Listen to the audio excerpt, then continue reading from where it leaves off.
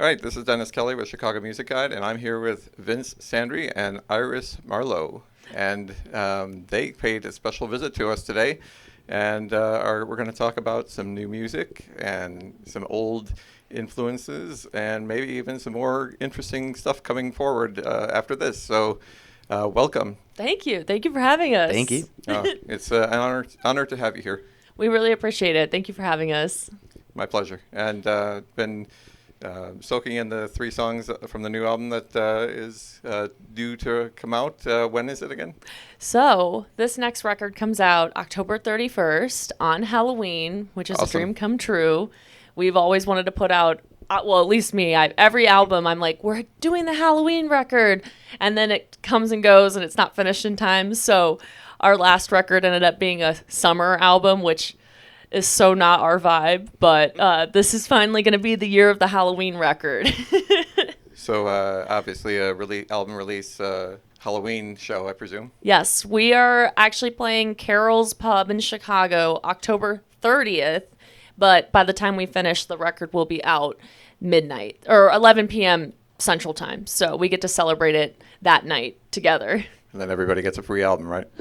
You know, we actually were going to do a vinyl run, but it won't be until the spring. So we'll have some sort of show for that as well.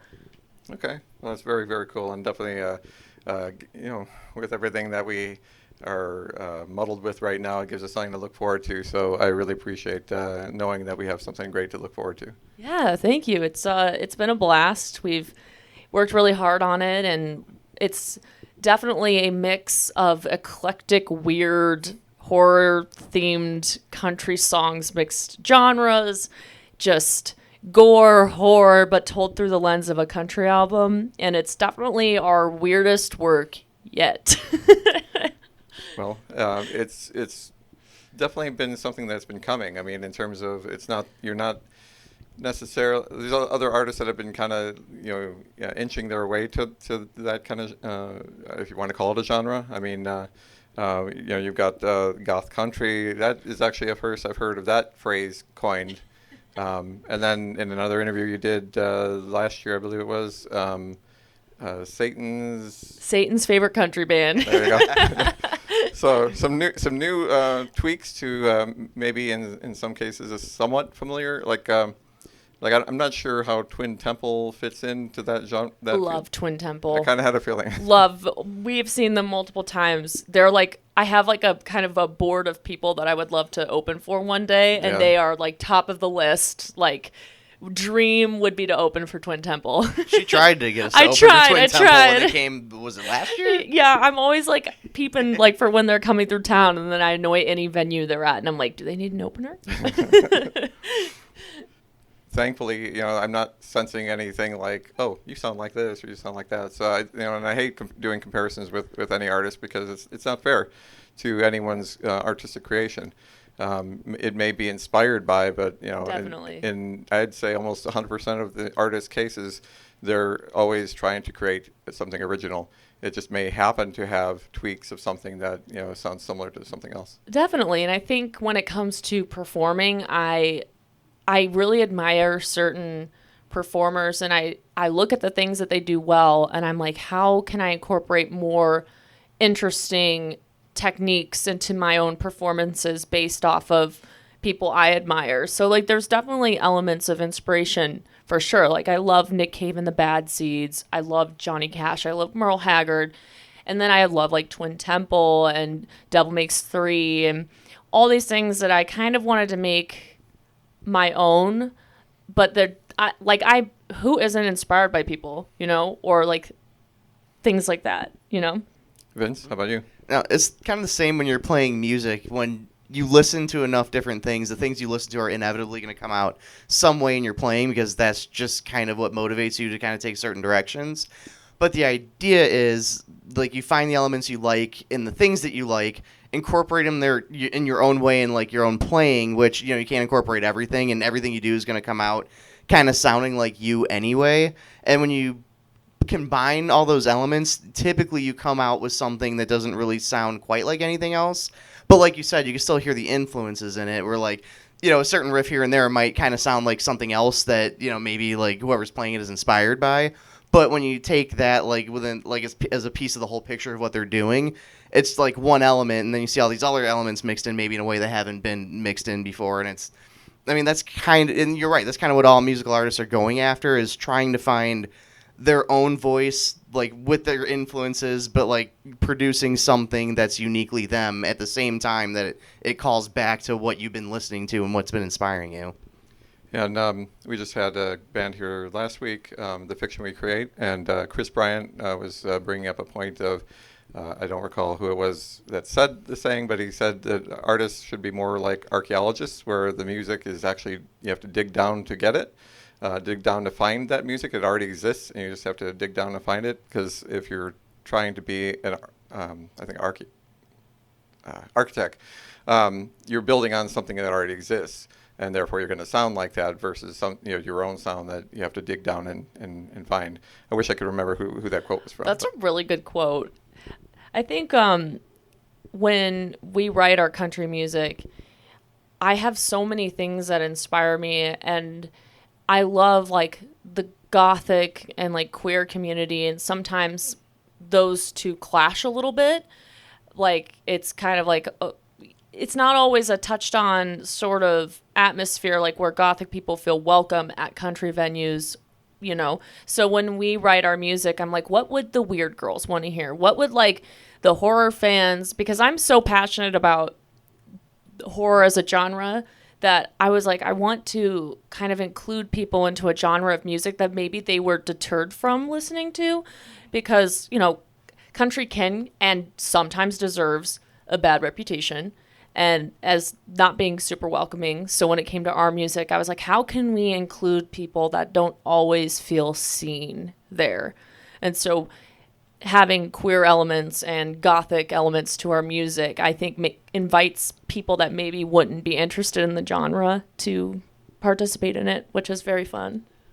And a good segue would be pulling these influences on a new album. So we pull it right back to your new album, which is something that I'm sorry I veered off from, but here we go. I did too. So how are you? Well, do you feel you've successfully weaved that music and those influences in this new album that has made you artistically satisfied so far? Absolutely. One of my favorite movies of all time is Evil Dead 2. And when he had never seen it before, so we were watching it. Yeah, know, right? We were watching it, and I was like, I think I could write a song inspired by Evil Dead, and let's see where it goes. Because we finished up the last record, I was starting to write a little bit, but I didn't want it to sound like our last record. So I was like, how can I make it grittier, nastier, and like gorier? But then there's also like these beautiful, like touching songs that have like realism kind of shadowed by a little bit of like horror material. And so the album is going to be called Dead by Dawn. Okay, that was a question coming. Thank you. And there's 2 songs inspired by Evil Dead that basically were the blueprint of the entire album, which one was Dead by Dawn, which is a spaghetti western classic country, includes trumpet and kind of like a journey through the song. And then the end of the album is going to be Swallow Your Soul, which is inspired by what the Deadites say throughout Evil Dead 2. But that song actually is more based in reality and like calm and serene and beautiful. So it's like there's a lot of like, I don't know, mood changes throughout the album, which is kind of cool. Yeah, there's definitely a range stylistically in the sense that it does follow that central theme, like all the themes she was talking about, but like sonically, we have songs that are a little bit like slower, darker, kind of like dirges, and then there's songs that are a little more like energy behind them, and at times it gets a little heavier. So kind of a variety of like, or a little bit of a range of what it's going to sound like. But now, you mentioned that it was influenced by Evil Dead, and I was just thinking, why didn't you call it Book of the Dead or Album of the Dead or something like that? I think with my albums, I really like having a title track. So every album I've done has been named after a song on the album. So like Book of the Dead would have been really cool. I will say I am dead on the album cover. So there's stuff like when you look at it, you'll be like, oh yeah, that's like Evil Dead inspired for sure. Like there will be definitely an homage for it. You've already went for Halloween as the nun once. Yep. So you have a little bit of a idea, I guess, what to expect from the cover, I presume. Yeah. My family did not like that outfit. We do have a nun in the family who is very perplexed by that. That's right. By that picture.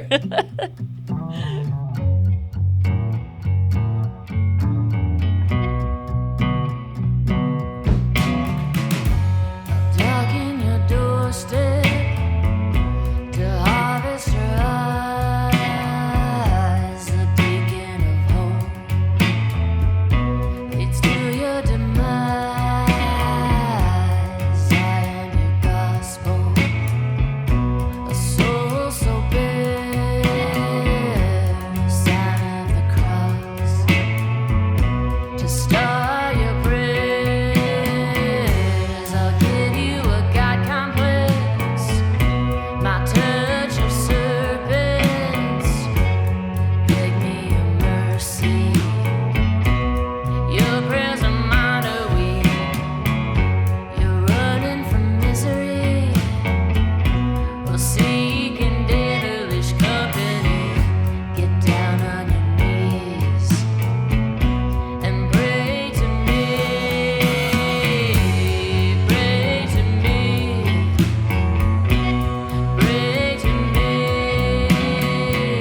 Let's delve into at least a couple of the songs, maybe the three that you provided, if that's okay. Yeah, that's awesome. Okay, so let's delve into Pray to Me and a little bit background on where that one comes from.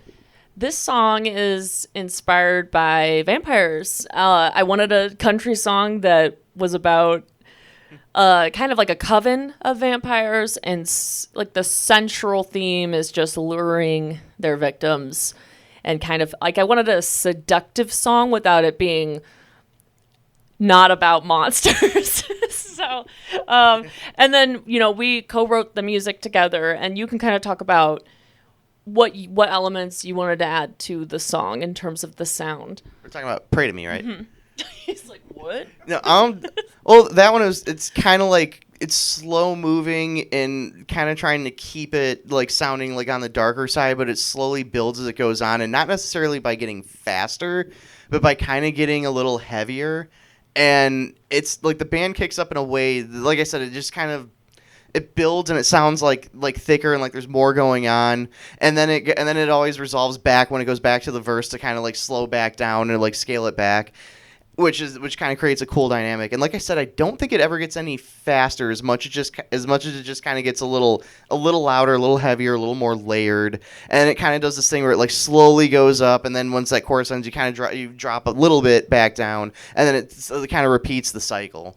I like the idea of the song kind of building this dread that never ends. So like you're kind of like built up and you stay there, and then like when you kind of feel safe, but then there's like arcs of like the dread coming in. Yeah, when you come back down, you don't come back down all the way, so it kind of keeps you anxious a little bit the whole way through.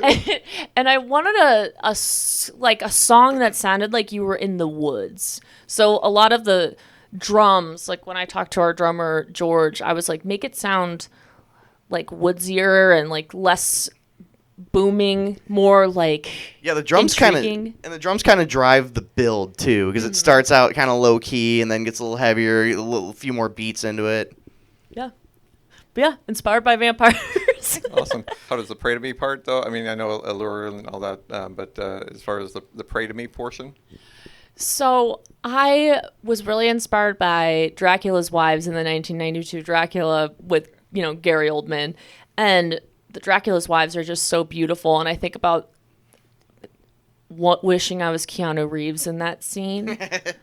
And just like the thought of like seduction from vampires is almost there. It's like it can be kind of like a religious experience, because you are kind of succumbing to these desires or thrill from a vampire. So the perspective of the Pray to Me is the vampire kind of basically demanding them to worship them, brief segue off topic. I'm sorry.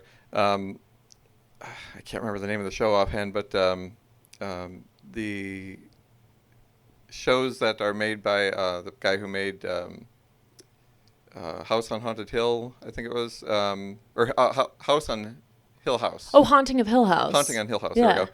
There was another one that he came out with. Midnight Mass. Midnight Mass. Yes, Thank you. wonderful. Yes, and that also huge inspiration because I come from religious background trauma, and like mixing in some of these elements is really fun to have as a band. And I kind of like how you say the trauma because I have similar Catholic background and There were 3 of us in the band who are former Catholics. Us 2 and our drummer, for sure. But, so I know exactly what you're talking about. We're all united.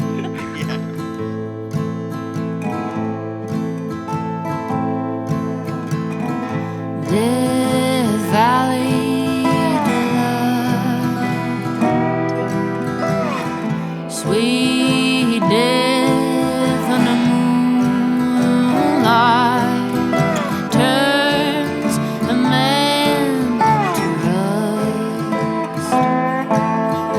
Death's the only thing we trust. Till we all become Death Valley All right, next we got Death Valley Dust. So this was one of the last tracks we worked on for the record. I was in Arizona and I was heavily inspired by the scenery, and there was a lot of songs that were really powerful, like punches to the gut. And when I wrote Death Valley Dust, I wanted something very simple, sounding like you're in the dark, running away from your past or something that's coming to get you. Like in this story in particular, it's about someone who killed somebody and is on the run from it, and they find a random church, and they basically have come to terms that they're going to die there. I just really liked the idea of like a slow story song that wasn't really scary or horror element so much as just a really grounded part of the album that also has a lot of like Western influences, because I wanted like a nighttime Western song and kind of a contrast to the spaghetti Western Dead by Dawn track, which is almost, they're like contrasting sounds to me. And so when I was writing it, it's a lot of the time when I write, it's like 2 chords, and my band makes fun of me because it's always like but I'm like, it's like very simple, and that's kind of what I wanted to have for this track. And then Vince comes in with these like gorgeous lap steel and other intricate parts of his playing to kind of make it a little bit more interesting. Yeah, this one's a little bit different because it's more scaled back, but it's got Iris is playing piano on it, and the piano sounds really good on it, and banjo on the track. And guitar. And then, I'm playing like a resonator dobro, and this is a track where our cellist Allie really stands out. Mm-hmm. So like the cello part she's adding like really adds something to it. And that's all that we're the only ones on the track. Like those are all the instruments. And the way it goes through, it's haunting. It's like not like the pace is good. I'm not going to call it slow, but it gets you there. But like with the feeling of the lyrics, it kind of feels like that's the speed it has to be. So it's kind of taking you slowly through this story, and like you can kind of reflect on what's happening in the lyrics while the music kind of adds that like nice backdrop to sort of like give you the melancholic kind of feeling of what the lyrics are trying to convey. And I feel like it all just works really well together. And I like that, I like when things are kind of scaled down to mostly acoustic instruments, and it's a nice contrast to some of the other songs that are a little like faster, heavier. So it gives a nice balance to the album. And I have to say, I'm a sucker for cello and even violin and piano. We have an amazing cellist in our band. Never thought we'd have one, which is it's such a cool instrument to have incorporated. And Allie is an amazing she's an amazing musician. I mean, it conveys so much emotion so powerfully. I mean, violin and guitar, of course, too. But for me, cello seems to be the stronger one to evoke more emotion. So yeah, I'm glad to see that you've filled up more of your sound. I know you've had some of that in previous work as well, but it's just great to see you're continuing that. Yeah, thank you. You're welcome. Or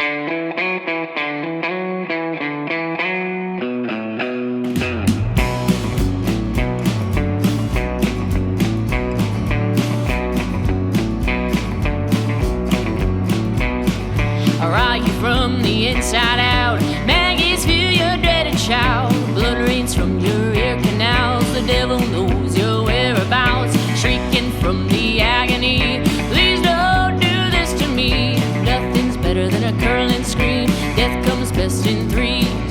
Death comes best in threes. No sense praying for the morning when you're dead by dawn.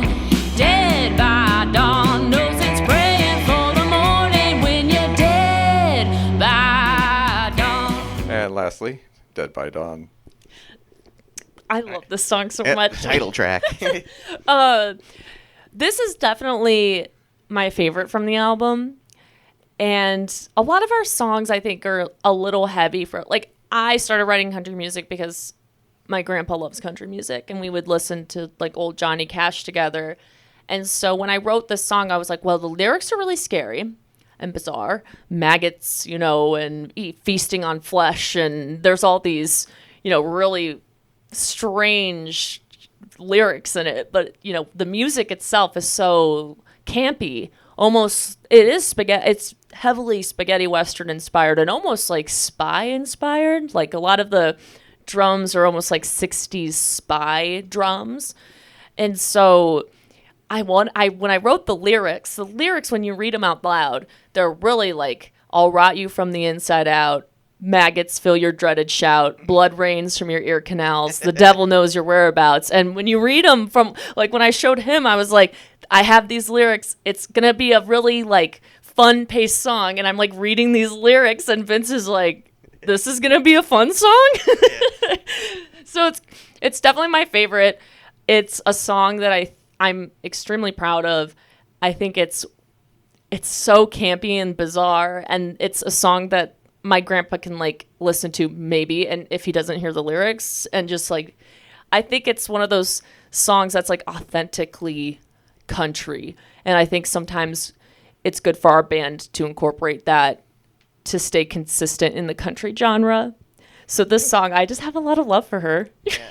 Yeah, this one definitely has like traditional kind of country riffs, but a little faster, a little heavier, a little sense of urgency. So a little bit opposite the previous two songs we were talking about in the sense that the pace is really good. It's like it's a little faster. It makes you feel like you're running from something, which is kind of appropriate given the subject matter.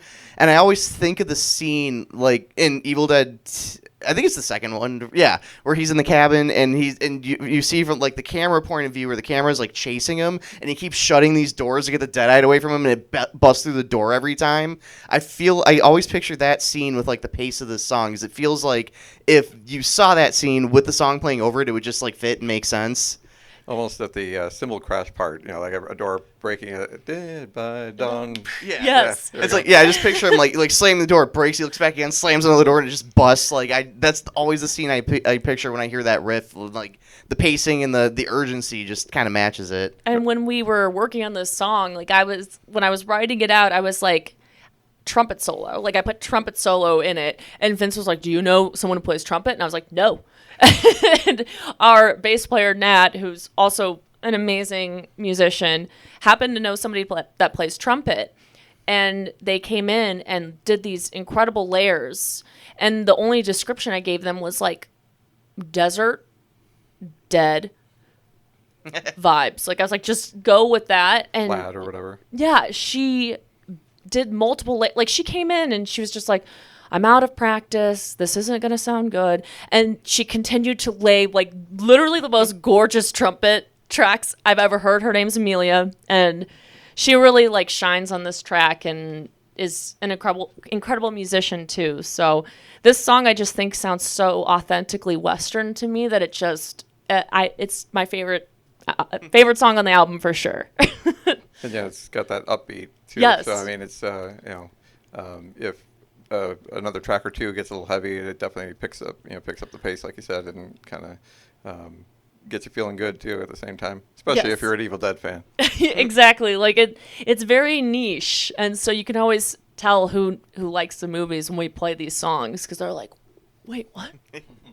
Dead by Dawn. So now, how far along? It's October release date, but how far along are you with the? Are you done recording completely, or? Done recording, halfway through mixing. So we're gonna probably late August will be when we finally get everything mixed and mastered. So October release. I'll be very, very nervous about the dates, but we'll make it work. And now, your previous album from 2022, you were saying that you had recorded that in a live venue, not venue, format. You recorded it live. Did you do that in the same way?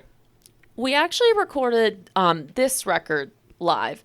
The previous record we were going to record live, but everybody got COVID the week we were supposed to record. So we had to kind of do individual tracks and build up, which is one of my saddest parts of that record is we didn't get to do it live. But this one we did, which was really fun. The other difference too is with the last album, it was just coming out of COVID, so we hadn't like formed a full consistent band yet. So the other musicians that are on that album are musicians that we knew that we kind of hired to play on the album. And then right after that album came out, we formed our band. So when we recorded this album, it was with our band that we'd been playing with for a while. So that made it easier. We did large chunks of certain songs live in the studio. And it made it a little bit easier because we'd all been playing with each other for like a year and a half, couple of years, and we'd learn the songs together. So it made that portion of it a lot easier to pull off in the studio. Okay, my apologies about that. No, it's okay. No, you're totally good. But yeah, I mean, so recording live though, how is that feeling for you? Considering you didn't do it that way before, is it make the recording process a little bit easier for you? Because I know you've also said that you're a little uncomfortable being under the microscope of a studio.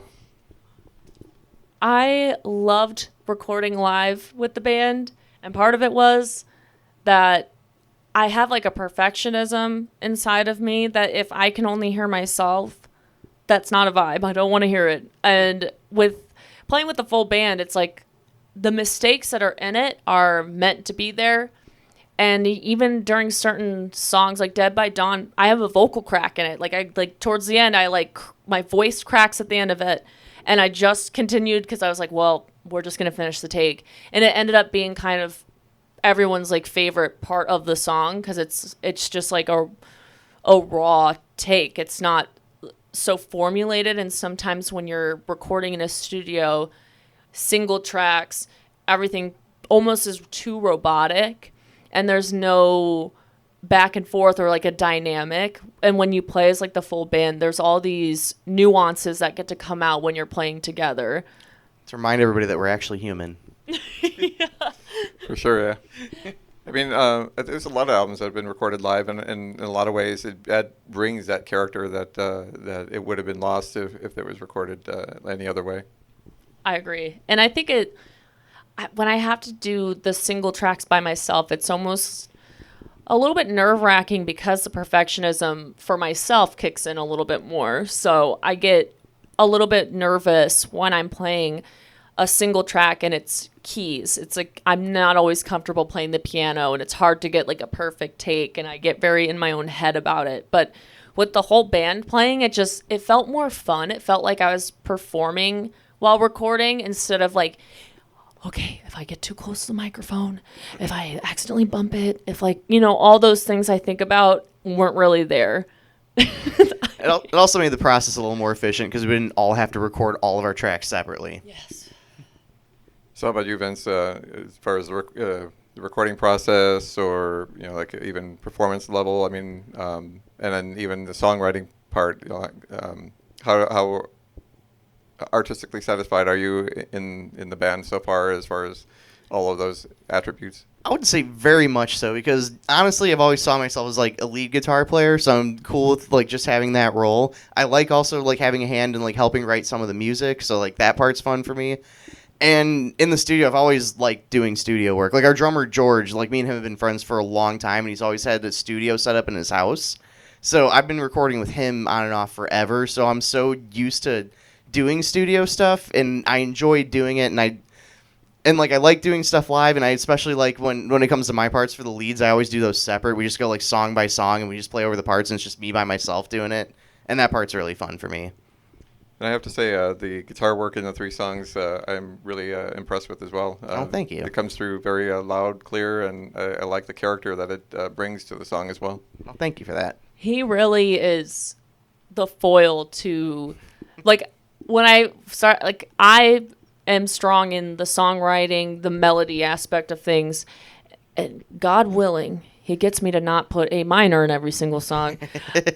but he really is, like, the foil to my creative side of the brain, where he's very focused on music theory, and I can come up to him with any sort of song structure. There's one song called 6 Cold Feet Underground that we haven't put out yet, but I came up to him and I had a melody and I had these lyrics and I had the song structure, but I couldn't figure out the music for it. And that's when I bring it to him and I describe kind of, I'm like, imagine like swamp, bayou, being buried 6 feet underground. Like, can you help me bring that sound out? And he'll just pull out his guitar and he's like, yeah. And he like plays it. I'm like, but she always gives me something to build off of. So I'm never starting from scratch. Like she has an idea, and like sometimes she'll have some of the music for it too, and I'm just kind of adding a little extra on the music. Or she has like she said, the vocal melody and like a feeling that she wants, and then that gives me like a foundation to build off of. he's like the missing piece.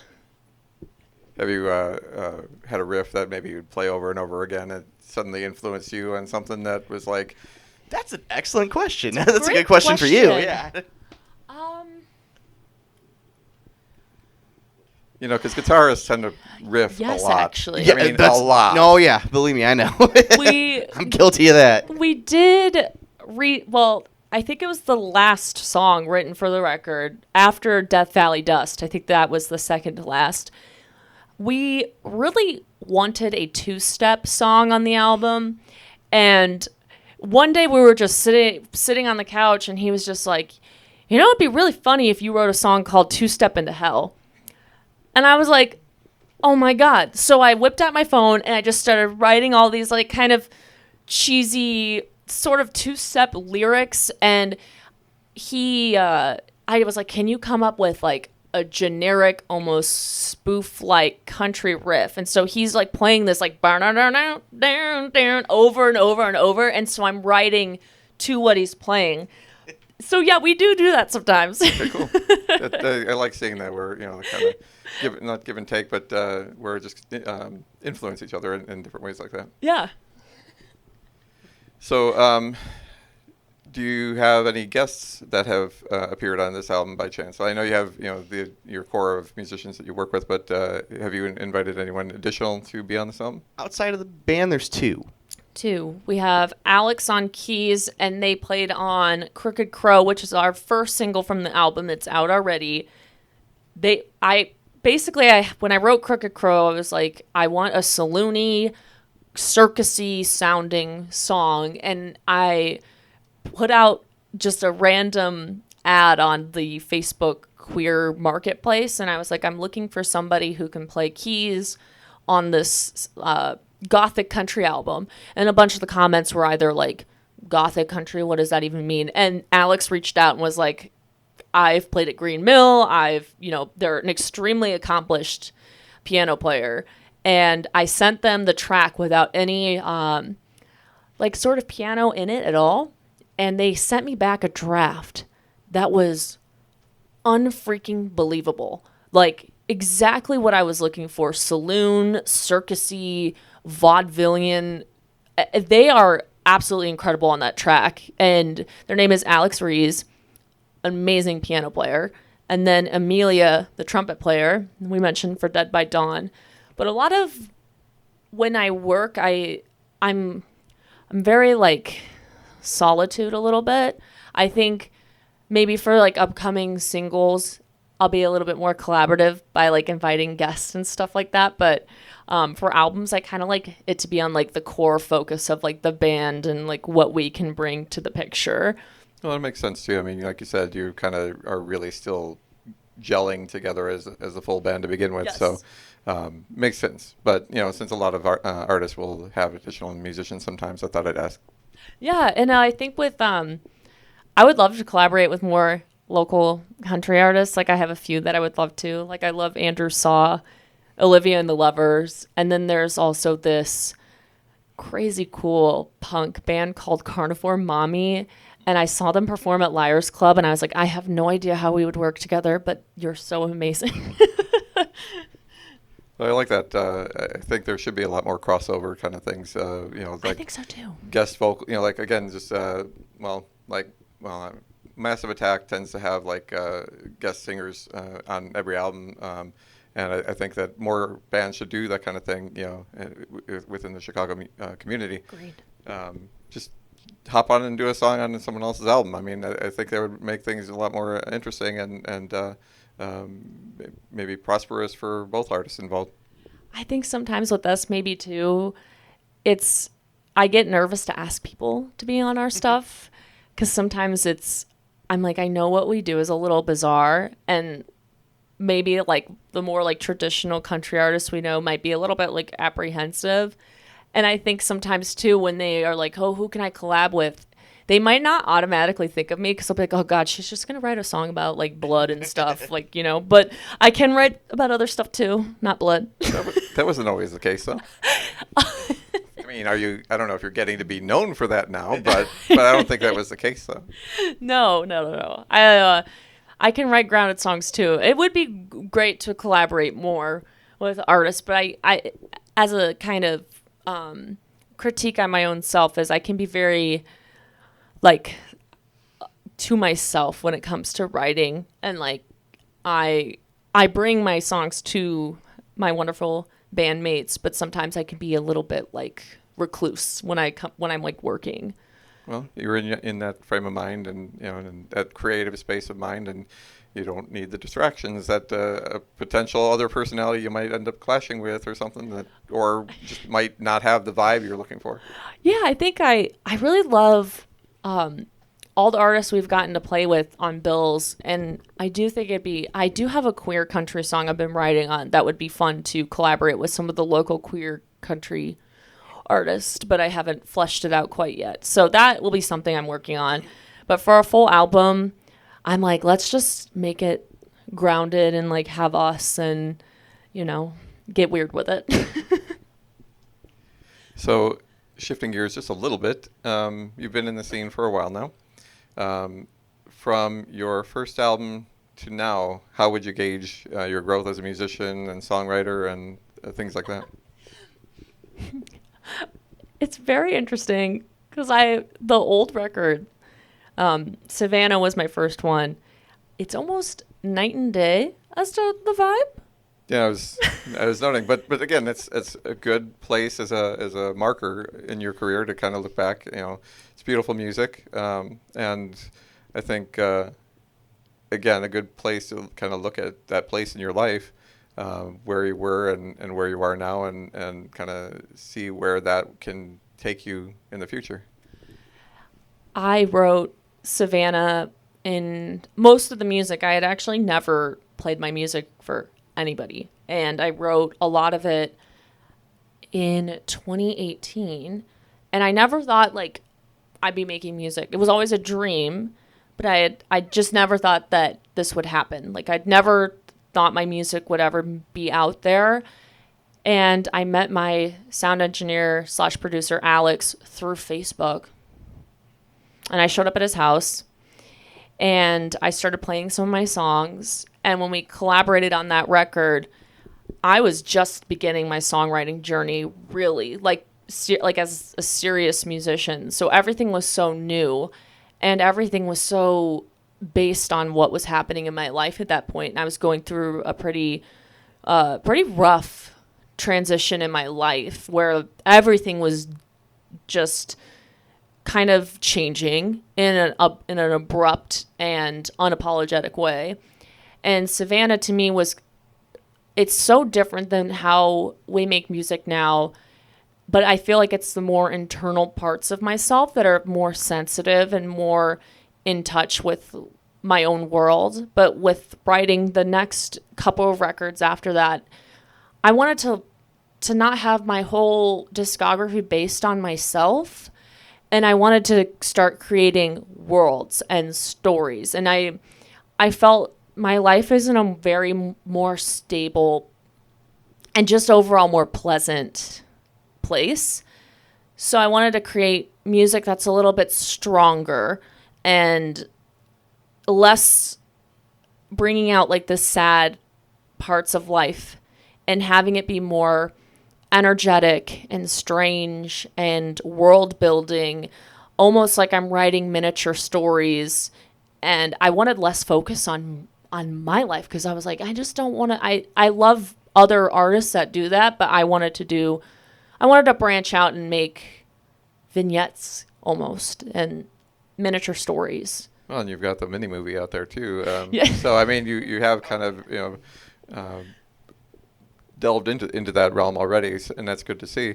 And actually, yeah, in a lot of artists, you're actually almost doing the opposite, where a lot of artists start off sort of stories, kind of finding themselves as an artist, and then they start writing personal stories and boyfriends and this and that, and it's like, okay, we know your personal life now. And in your case, it's good to see someone take that opposite approach and write some stories that probably have nothing to do with you, or maybe there's some specks of you incorporated into that, but it's for the listener to think, is that part of you, or is that just all fictitious? Yeah, there's definitely some songs on this album that have little pieces of my life and things I've never really talked about to people in general. So like Devil Don't Play Nice, there's definitely some lyrics in it that are more about my personal life, but they're told through kind of like a Western adventure, which is, how I like to present pieces of my life now in like little sprinkles. Because Savannah I'm so proud of that album. I think it really made me step out of my comfort zone. It really made me start thinking I could do this. And it built a lot of confidence that Alex wanted to work with me. And, I'd play these songs out and built like a lot of confidence. And I felt that it allowed me to like open up and show more of my interest. And so Savannah is like the blueprint, but I can't listen to it sometimes because I feel like it's so sad. It's too sad. Well, I mean, it's a mirror of who you were, and whether you want to look at it or not, the mirror is going to reflect, and that music is going to reflect, and therefore, you're not always in that place to want to hear or see that kind of thing. Yeah, and it's I view it as a time capsule almost, so something that I can like open up, and when I listen to every anniversary, I do listen to it all the way through. And it is really cool to see how far things have come because, I get to work with musicians that want to work with me. And, I get to write songs now that are a little bit more energetic to play. And I'm in a better place to write these kinds of songs. And I remember reading, I'm so bad at quotes, but I read a quote once that said, musicians think they write better music when they're sad, but it's actually the opposite. And that's really like butchering the quote for sure. But I think when a musician or an artist is in a better place, it opens up their mind to start experimenting out of the emotions of it, which I know sounds a little, I could still write a sad bop, don't get me wrong, but I try to have more energy into our music than previous releases. See, now I thought it was alcohol that influenced writing more, but I could be wrong. No, for me, it's like I want to put out stuff that makes people feel powerful. And I like Swallow Your Soul is definitely one of the saddest songs I've ever written, and it is on this album. It's very, very, very personal, but I can only do that, I think, once an album now, whereas like in the past, like Savannah is just like, you're ready to cry every song. I have a therapeutic idea for you. Okay, this is maybe next year or down the road. Savannah Undead. Just take those songs and make them like now. Like take the horror element. No, I that's love that idea. Hell of an idea. Wow, it's like that would be an interesting project. Oh my it's God. like a psychological. This is who I am. Let's just twist it I love around. that and idea. Maybe some of the sad songs are just angry now. Yeah. Yeah, there you go.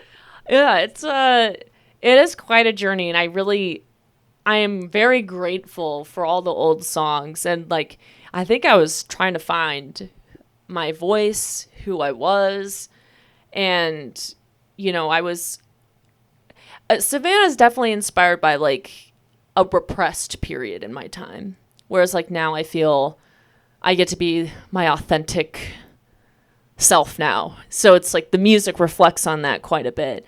And even the sadder songs that I do put out, and I can write the sad songs, I just get more enjoyment from the world building that I'm experimenting with now, which is fun.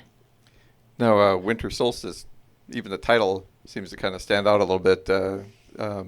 Briefly, we want to talk about that and how it compares to your Savannah and even what you have coming out now. Yes. So Winter Solace was like an idea I had of sort of every song has a different genre, and I wanted to experiment more with. I think I was trying to branch out from the previous sound, and it's really kind of I feel like the bridge that connected my past me to where I am now. And a lot of the songs are, I'd say half of them are still emotionally connected with what was happening in my life. But then there were songs I started to work creatively, just kind of making up things. And that's the first album that he's on too. So maybe you can talk a little bit more about what you see differently from that album to now. Yeah, so I appear on a couple of songs in that one. The two songs I appear on, one of them's kind of jazzy and slow, which is really cool, which is very different, kind of stands out from your catalog. The other one is kind of like, it's sort of like a gothic pop song in a way. It is. Yeah, It is. I guess one way to look Bluesy at it. a little bit too. Yeah, a little bluesy, but yeah, that album definitely experimented with more genres, where you're kind of like trying to branch out to see what you could do. And yeah, like from like jazzy, kind of like slightly poppy and like a little bluesy to, I mean, and is that the one that Make Up Your Mind came out on? No, that was Savannah. Oh, that was on Savannah. Okay, because I was trying to. Was there a country song on? Yeah, so I'm spacing on which country song. Where I Came From. That's the one. is on Okay, I mixed that one. Yeah. So yeah, the Where I Came From is a song that's still regularly in our set. That was on Winter Solace, and that was kind of like one of that song's kind of more like the connection to the third album, where The Devil Bid the Owl Goodbye, where it kind of went more in that direction and kind of was more a little centered on like a countryish sort of vibe, but yeah, Winter Solace is interesting because it's definitely like, but there's still like a running theme through all of it. Like when you listen to the album, it still feels like one like piece of art where all the songs still have like a similar thread running through them. So it's not like a mix of random songs at all. But there's definitely like a difference in like the sounds and the genres between the songs, and it's pretty interesting. And I think so, some of the things you delve into are pretty cool, and it's a good mix of stuff. Yeah, and Winter Solace is actually Where I Came From, which is the opening track of that album. When I was working on it with my producer, Alex, towards the end of the record, he stopped me and he was just like, you should really just write country music. Like, that's what you should be doing. Like, that should be your sound. And I looked at him and I went, hell no. Because I grew up in the middle of nowhere. I was like, I don't want to write country music. And I was like, no, I want to do like goth pop, weird rock. Like, I didn't know what. And then I realized all I was writing were really country songs, like continuously and continuously. And when we were finishing up the second record, I was already writing stuff for the third album, which was all country music. And, it was definitely coming back to my roots and my upbringing. And I loved country growing up, but there was a lot of country from my small town that was not my vibe. So I was very adamant on no, I don't want to do country. So that record is actually kind of the gateway to where we are now. There were that one and then Need Me, which is a very folksy song. Bring that up. Yeah. That one, Need Me, actually really, really struck me probably the most so far of your music, or of your songs, because it has more of a European folk influence to me. And I personally like a lot of European folk. And so that one just really spoke to me right off the bat. And yeah, I love it. I have to apologize. I'm still discovering your music. So that is okay. I have I forget my own music too. So, but Need Me is probably my favorite track from that album. And it was actually the song I wrote literally the night before I went into the studio to record it. So that almost did not happen. And when I wrote it, I had this humming that you can hear in the song, and it is definitely inspired by Irish folk music. I love Irish folk music. So that was definitely, those two songs were the gateway to sort of my creative journey and opening up to, I think, the artist I was meant to be. But I had to go through these fluxes of experimenting. And there's songs that on Winter Solace that I'm not thrilled with, not because of any of the musicians. It's more I'm how did I write that? Why did I write that? But it's definitely the gateway album to me is and I think I was experimenting more with the power of my vocals, where Savannah is very quiet and subdued, and it's not that I don't belch or anything on it, but it's more thoughtful. Whereas Winter Solace, I'm experimenting more with the power of my voice that I think, especially with the third record and this album especially, I feel definitely more in tune with where I'm supposed to be performance-wise. So I do love Winter Solace, though. And I apologize. I mispronounced or misspoke. I call it Winter Solstice all the time, so don't worry about it. Thank you very much. So we were talking about your growth as a musician and songwriter. How about your growth as a performer? What kind of observations have you made from your performances from Savannah days to Dead by Dawn days? I used to play these open mics, and I would go up and sing these songs, and my hand would shake the whole time. I was not shy. Well, kind of shy. I was very reserved performing, and when Savannah came out, I was like, I am a folk singer, and I'm gonna go up and just tell these stories. And I was very stagnant, very nervous, and stage presence was not something I was quite skilled at yet. But I think over the years, and especially during the pandemic, I practiced playing and singing more, getting comfortable. I would do live streams all the time, and I would practice with him. And that helped a lot as a performer to not be so anxious about messing up as much. The stakes are actually as soon as you realize as a musician, the stakes are so low when you're performing. They don't know your stuff for the most part. They're getting an impression of you, first impression. You can make mistakes. You can be personable on stage. You can interact with people. And with our last album, our previous bass player, Joe, he was like, take the microphone off the stand. Just move around. He was just and it didn't hit it never clicked that I could just have more fun with it and just be, because I want to be eccentric and strange, and I want people to remember or have fun. And I think sometimes with a lot of country music, there's a lack of sort of interaction with the audience. And I've really tried harder to incorporate them into the performance, making them be a part of it, engaging with them, joking with them, laughing with them. We played a show the other night, and we played at California Clipper, and we played our song Piss Poor Example of a Man. And I normally interact before the song, but then during the bridge, I was like, I'm not singing the bridge. I'm going to jump off stage and ask people who's a shitty man in their life and to just tell me or talk into the microphone and dedicate the song to them. That's a really, really good idea. Yeah, it was just, sometimes it's like I want to engage more with the audience.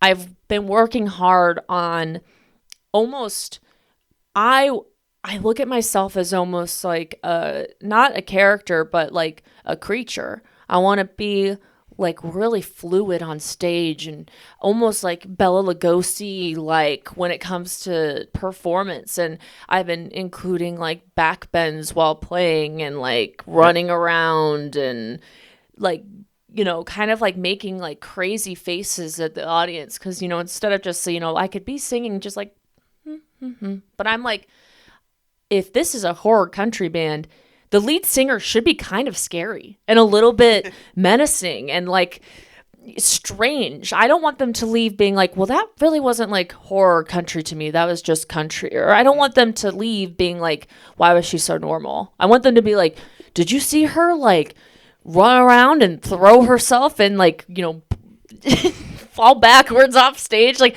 I want people to remember our performances. And like, I think I vocally have a very, I don't want to call it restricted, but it's a very specific range.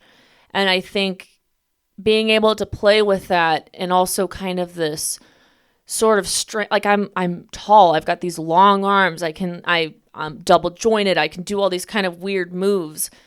I like incorporating that now. Like, it's very fun for me to play this sort of like menacing creature that's, I think equal parts alluring, menacing, strange.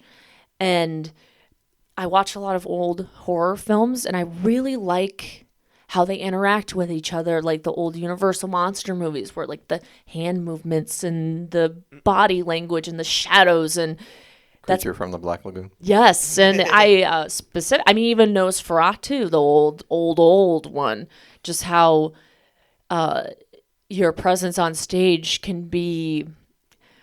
I don't want to be seen as like attractive. I want to be seen as an entity. That's how would you describe it? You get to watch it. I live it. Like this could describe like how you are currently, or like the whole, or the growth. You could either or. Well, also the way you present yourself on stage has changed with the music. Like if you did what you did now with Savannah's music, that wouldn't make any sense. If you're acting like a menacing Nosferatu type character while singing like something about a breakup from. But the other thing, too, is, like, in those days, like, the 2018, 2019, you were playing out, those are also, like, some of your first experiences playing live music, which is probably where some of, like, the subdueness came from. But, like, I didn't see it that way because I didn't really know you that well at the time. I thought you just looked more dignified on stage. At least that's the way you came across. But the other thing, too, is I know, I mean, I don't know if it embarrasses you to say this, but I know you're a theater kid at heart.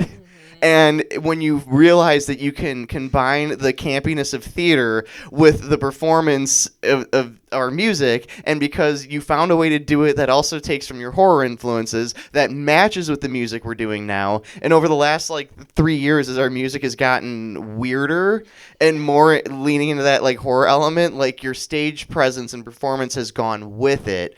Where you've done, you've leaned more into that kind of that on-stage persona that, really suits the mood and the music, and you get people, watching us. You get people's attention. You get people wanting to participate. And the thing that we have to remember about music is that in its barest form, it's a performance art. And as a performance art, there needs to be performance with it, and and that kind of performance sticks with people. It stands out. and people like resonate with that. People like associate that with the music. They don't just like think of us doing Red Right Hand. They think of you running around while we're doing Red Right Hand. They think of me screaming or like Yeah. bending backwards or like having like a fantastical element. I think it's so fun to have this kind of booming presence that is almost like a foil to Savannah Day, where I was like I said, I was like a more repressed version of myself, whereas now I'm like, I get to do, I'm always just so grateful that I get to do this and I get to perform, and like it's honestly a dream come true. So every performance to me is an opportunity to build on what I'm doing or figure out new things. Like even when I did the piss poor, kind of like asking people to, I'd be like, who's the piss poor man in your life?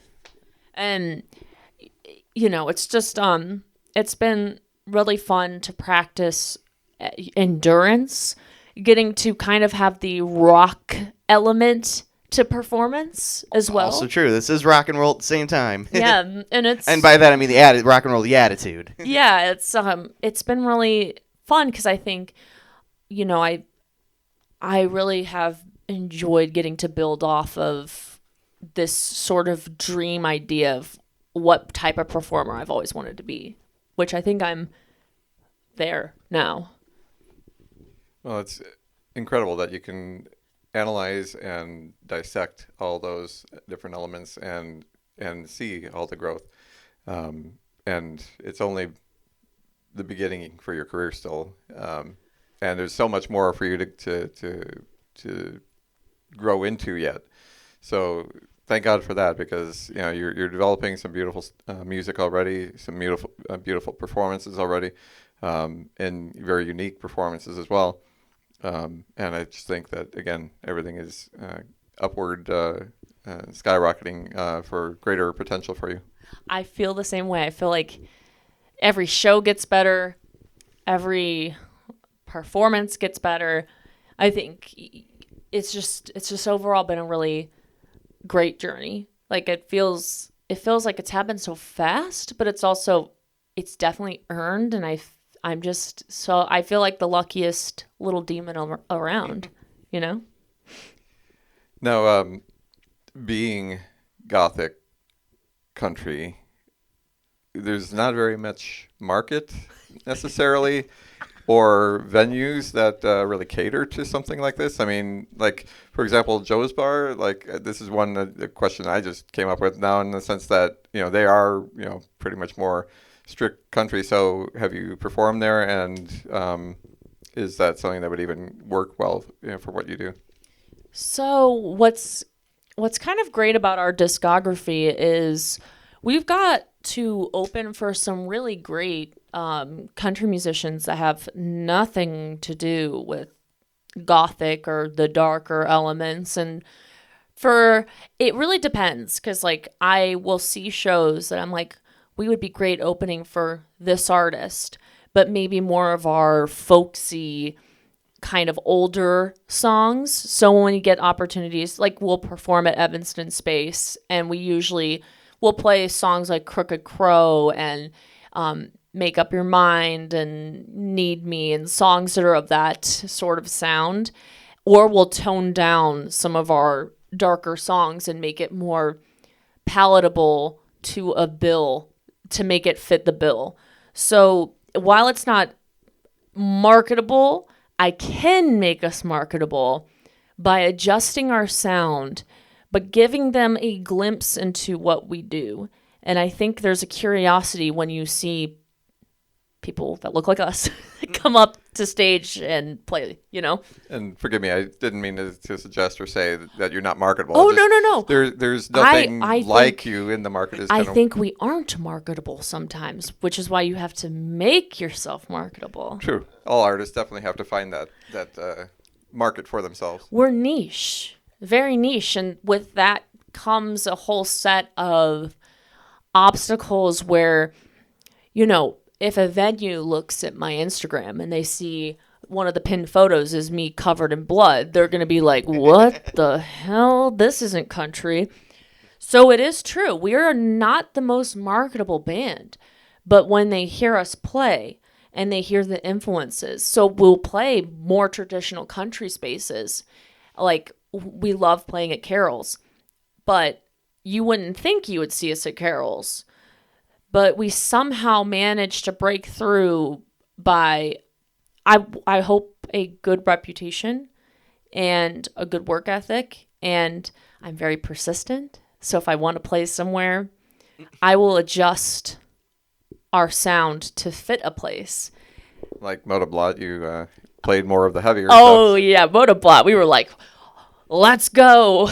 Yeah, that's the thing is like with the kind of range the band has, we can play in a couple of different spots. Like we actually do really well in settings that normally have punk and metal because we can get a little heavier, we can get a little crazy with it, and like the attitude that's there, like people that we play for, and I'm talking audience members that we play for in those kind of venues, they'll come up to us and be like, hey, I didn't like country music, but I love you guys, or like the way you do it. So we kind of have some flexibility in that way. And then when we play like country venues, like she was saying, like the crowd, a good chunk of the crowd there likes us too, because they can kind of see that the country artists were more influenced by our like old school country, like outlaw country from like the 60s and 70s.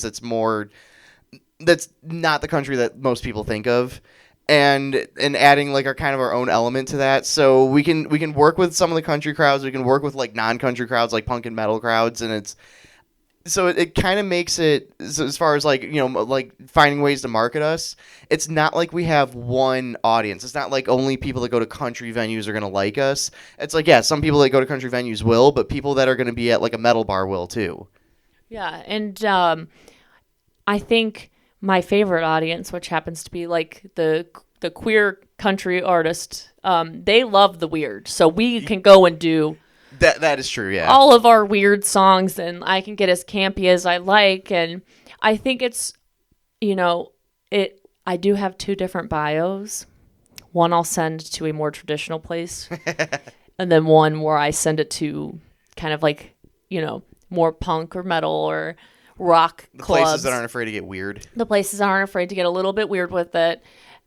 But I don't see why you couldn't have a one bio that kind of just reflect, flare it up with, versatile type of thing, like words that just kind of say can meet the market, whatever market your venue caters to. Just to even like give an example of like what a bio would look like, it'd be like, Iris's music, or Iris's last record was inspired by yearning for the danger of the Old West, and I'll list these things. That's for a more the danger. I'll put danger of the Old West.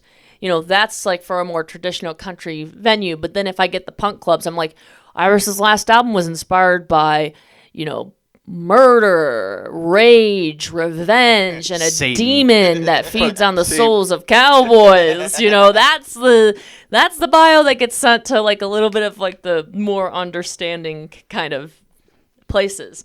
But we can perform which is great about us, is like we are chameleons to the genre. We can go in and like we can go play a country venue of skeptics that see us come on stage, and when we play, they're like, oh my God, that's not what we expected. So we like to kind of include as many people as possible with the sound, but you can't win them all too. So I don't want to be too marketable.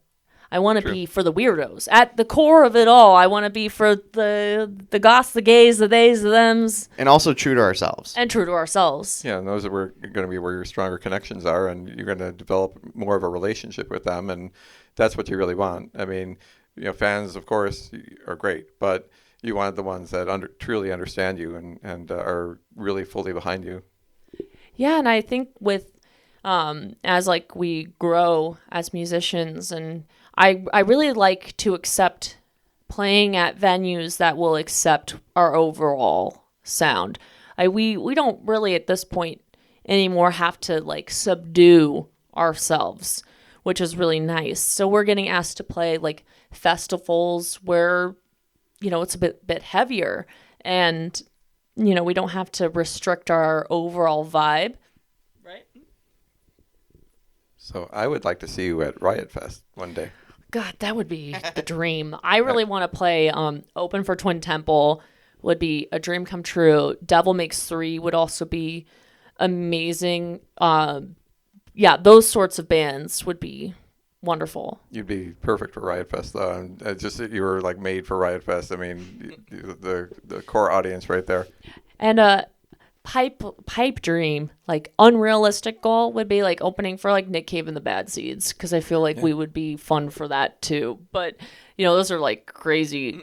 Those are like you go to sleep and dream about goals. But overall, like I don't want to be the type of artist, like a country artist, that is palatable to everybody. Because a lot of my music touches on religious trauma, things like that. And I want to be like a safe space for a lot of people that aren't seen in the country scene. So I don't always want to be super marketable. I want to be for the weird people. And on that note, you have a show coming up tomorrow. Where at? Sub T. We're opening up for Sarah Rose Project. She is an amazing performer, and she's also in a band called Sarah and the Safe Word. The way I would describe it is a gothy carnival folk rock ride. And her solo project, she just released an album, so it's really cool. I reached out to her on Instagram and told her I was a huge fan, and she checked out my music and invited us to open up the show. So I'm super, super thrilled. Nice. Very nice. And I wasn't able to find too much more, but it looks like you have a summer something fest in September. Summer Sundown Fest, which There you is go. like a folksy like festival over the weekend. And yeah, we're playing Saturday, which I'm very, very excited for. And then we have, a couple of out of town shows. We're playing Big Finger Record Fest in Belleville, which is very exciting. And then we've got our album release show in October. We're playing Broken Hearts in August. And we're opening up a show at Livewire in August as well. So we're trying to finish up the record too. Yeah, quite a bit on your plate there. Yeah. But yeah, I didn't see those dates, but definitely. I'm really bad at my website. Really, really bad. Really bad. Good opportunity to pitch from some web people or social media people to help out. For the love of God, somebody help me with my website. I suck at it. Please. And please contact. Please contact me on Instagram. I need the help. I built mine on God, who knows? And it's all janky and it's messed up and like it doesn't vibe. And I've tried fixing it. So bear with me. Check out my Instagram if you want to know where we're playing for now. Yeah. And anything else you'd like to share? Yes, actually, we will be releasing a song in July called Burn Those Bodies. Ooh. And I should send that to you because we just got the final mix today. So I will send that to you too. I would very much look forward to that. And we also are filming the music video for Pray to Me in July. And it's going to have vampires. Sounds like a good opportunity to have some of your fans join you in the music video. I have some amazing people in the video. A lot of my friends and local artists that I love and respect. And Morticia Adams, who was in our Crooked Crow music video, is going to be in it too. She does horror-themed burlesque, and she is out of this freaking world. She's going to be a vampire in it too. But yeah, that's going to come out later August, and then Death Valley Dust is going to come out in September. Very nice. And definitely a lot of great stuff to look forward to. So thank you for your wonderful presence in the Chicago music scene. Thank you. You're filling out something that Chicago has not known, and it's nice to get something truly original and unique, and your beautiful spirit shines through it all. So thank you for being here in the Chicago music scene. Not to repeat myself, but Thank you for having us. Yeah, This was so thanks for having fun us. and great, amazing questions.